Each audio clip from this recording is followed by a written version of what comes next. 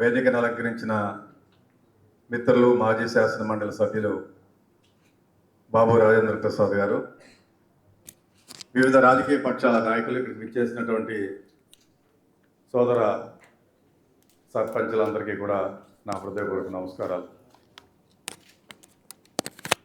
సనాతనంగా గ్రామ స్వరాజ్యమే దేశ స్వరాజ్యం అనేటువంటి నాణ్యతతోటి బాపూజీ కన్న కళల కోసం, స్వపరిపాలన కోసం సర్పంచుల వ్యవస్థను మనం ఏర్పాటు చేసుకున్నాం.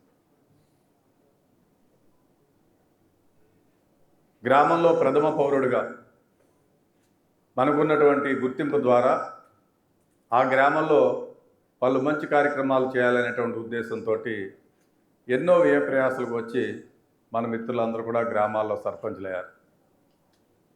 ఈ మధ్యకాలంలో గడిచినటువంటి 5 సంవత్సరాలుగా మనం చూస్తూ ఉన్నాం. సర్పంచ్ వ్యవస్థ అనేటువంటి వ్యవస్థను నిర్వీర్యం చేసి దానికి ప్యారలల్గా సమాంతరంగా కొన్ని వ్యవస్థలను తీసుకొచ్చారు. గ్రామ సచివాలయం కానీ మనకున్నటువంటి ఇతర వ్యవస్థలన్నింటినీ కూడా తీసుకొచ్చి సర్పంచ్కి విలువ లేకుండా చేసినటువంటి పరిస్థితి. ఎంతోమంది ఉన్నతంగా చదువుకున్న వాళ్ళు కూడా మన గ్రామానికి ఏదైనా చేయాలి అని ఒక ఉత్సాహంతో వచ్చిన తర్వాత నిర్వీర్యం అయిపోయినటువంటి పరిస్థితి. అనేక మంది మిత్రులు మేమందరం కూడా గతంలో కలిసి పనిచేసాం. మన బుచ్చిబాబు గారు కానీ, ఇక్కడ ఉన్నటువంటి సోదరిమణి కానీ, చాలామంది వివిధ రాజకీయ పార్టీలు ఎక్కడున్నప్పటికీ కూడా ఒక హోప్ తోటి, ఒక యాస్పిరేషన్ తోటి గ్రామ రాజకీయాల్లోకి వచ్చాక కనీసం శానిటైజేషన్ చేయడానికి కూడా డబ్బులు లేనటువంటి పరిస్థితి. ఉన్నటువంటి నిధులని దారి మళ్లించి మనకు ఆ డబ్బులు రాకుండా చేసి ఏమీ కూడా చేయలేనటువంటి పరిస్థితి. అయితే కాంగ్రెస్ పార్టీగా వ్యవస్థని సక్రమంగా పెట్టాలని ఆల్మోస్ట్ 1956 నుంచి ఈ దేశంలో అనేకమైనటువంటి రిఫార్మ్స్ తీసుకురావడం జరిగింది. బలవంతరాయ్ మెహతా కమిటీ అనేటువంటి కమిటీని 1956లో ఏర్పాటు చేసింది. అశోక్ మెహతా కమిటీ అనేటువంటి కమిటీని వేశారు. దాని తర్వాత సింఘ్వి కమిటీ అనేటువంటి కమిటీని వేశారు. రకరకాల రిఫార్మ్స్ తీసుకొస్తూ 1989లో రాజీవ్ గాంధీ గారు ప్రప్రథమంగా 73, 74 రాజ్యాంగ సవరణలు చేపట్టాలనేటువంటి ఆలోచన చేశారు. అంటే ఒక బలీయమైనటువంటి శక్తిగా గ్రామ వ్యవస్థను తీసుకురావాలి, దాని ద్వారా ఈ దేశం బాగుంటుందనేటువంటి ఆలోచనతో డైరెక్ట్గా ఢిల్లీ టు పల్లి అనేటువంటి స్కీమ్, గవర్నమెంట్ ఆఫ్ ఇండియా నిధులు ఏవైతే ఉంటాయో ఫైనాన్స్ కమిషన్, వాటిని అక్కడ ద్వారా డైరెక్ట్గా పంచాయతీకి వచ్చే విధంగా తీసుకొచ్చినటువంటి ఘనత వారు తీసుకున్నారు. ఆనాడు హౌస్లో ఉన్నటువంటి పరిస్థితిలో ఆ బిల్లు వీగిపోయింది.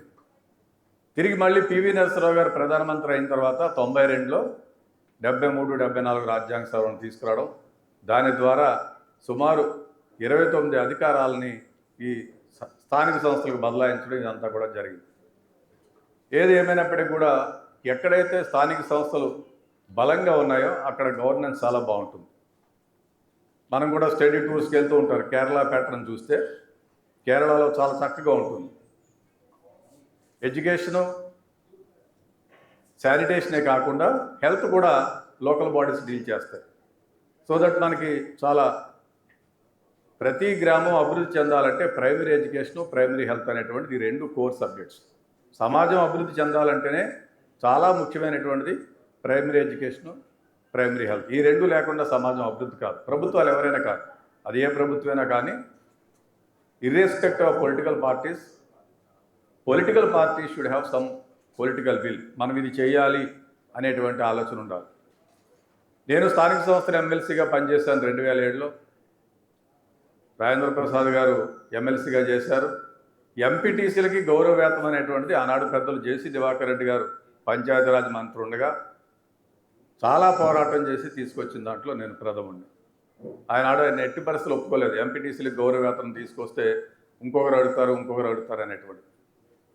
అయితే ఇప్పుడున్నటువంటి పరిస్థితిలో సర్పంచుల గౌరవ వేతనం కానీ, ఎంపీటీసీల గౌరవ వేతనం కానీ, జడ్పీటీసీలు కానీ పెరుగుతున్నటువంటి ధరను దృష్టిలో పెట్టుకుని తప్పనిసరిగా పెంచవలసినటువంటి పరిస్థితి ఉంది. ఎందుకంటే అఫోర్డబిలిటీ అనేది బిగ్ ఇష్యూ. చాలామంది డబ్బులుంటే రాజకీయాల్లోకి రారు, డబ్బు లేని వాళ్ళు కూడా రాజకీయాల్లోకి వస్తూ ఉంటారు, రావాలి కూడా. అందువల్ల డెఫినెట్గా స్థానిక సంస్థలను బలోపేతం చేయడంలో కాంగ్రెస్ పార్టీగా ఇందాక మిత్రులు చెప్పారు మీరు పెట్టేటువంటి మేనిఫెస్టోలో పెట్టాలని. మేము ఆల్ ఇండియా మేనిఫెస్టోలో పెట్టాం, స్టేట్ లెవెల్లో కూడా మా మేనిఫెస్టోలో ఇంకా రిలీజ్ చేయలేదు, ఓన్లీ ఫ్లాగ్షిప్ ప్రోగ్రామ్ చేస్తాం, దాంట్లో కూడా పెట్టిస్తాం కాంగ్రెస్ పార్టీగా. ప్రధానంగా రాహుల్ గాంధీ గారు భారత్ జోడో యాత్రకు వచ్చినప్పుడు అన్ని రాజకీయ పక్షాల డెలిగేషన్ కూడా రావడం జరిగింది, ఆలూరు, ఆదోని, ఎమ్మిగనూరు ఆ ప్రాంతంలో. ఆ రోజు కూడా వారు చెప్పడం జరిగింది స్థానిక సంస్థల్ని బలోపేతం చేయడంలో డెఫినెట్గా కాంగ్రెస్ పార్టీ పాత్ర ఉంటుందనేటువంటిది చేయడం జరిగింది. మన రాష్ట్రంలో కూడా ఈవేళ ఈ పరిస్థితి ఉండొచ్చు, రేపు మారచ్చు. మారినప్పుడు కూడా వచ్చినటువంటి ప్రభుత్వాలు మర్చిపోకూడదు, ఎందుకంటే మనం గడిచినటువంటి కొన్ని సంవత్సరాలుగా చూస్తున్నాం. అది ఉండకుండా స్థానిక సంస్థలకు సంబంధించి ప్రత్యేకమైనటువంటి ఒక స్పెషల్ డ్రైవ్ ప్రోగ్రామ్ తీసుకోవాలి. ఇందాక మిత్రులు చెప్పారు, అందరూ వేశారు కమిటీస్, జనభూమి కమిటీ వేశారు, మేము ఇందిరమ్మ కమిటీ వేసాము. ఈవేళ ఒక అడుగు ముందుకేసి అతను వాలంటరీ వ్యవస్థ తీసుకొచ్చాడు.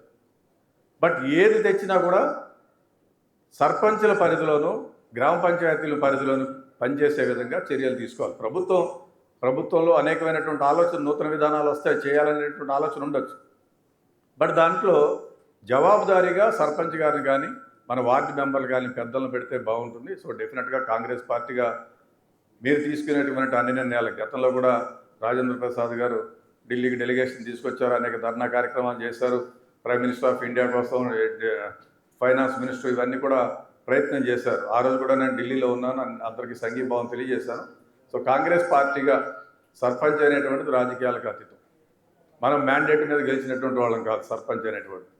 ఆ గ్రామంలో ఉన్నటువంటి పరిస్థితులను బట్టి గెలిచారు కాబట్టి తప్పనిసరిగా సర్పంచుల వ్యవస్థకు సంబంధించి మీరు తీసుకునేటువంటి ఏ నిర్ణయానికైనా కాంగ్రెస్ పార్టీ కట్టుబడి ఉంటుంది. అట్ ది సేమ్ టైం మా నేషనల్ మేనిఫెస్టోలను, స్టేట్ మేనిఫెస్టోలను మీరు రూపొందించిన అంశాలన్నింటినీ కూడా పొందుపరచడం కోసం ప్రయత్నం చేస్తానని తెలియజేసుకుంటూ సెలవు తీసుకుంటున్నాను. జై.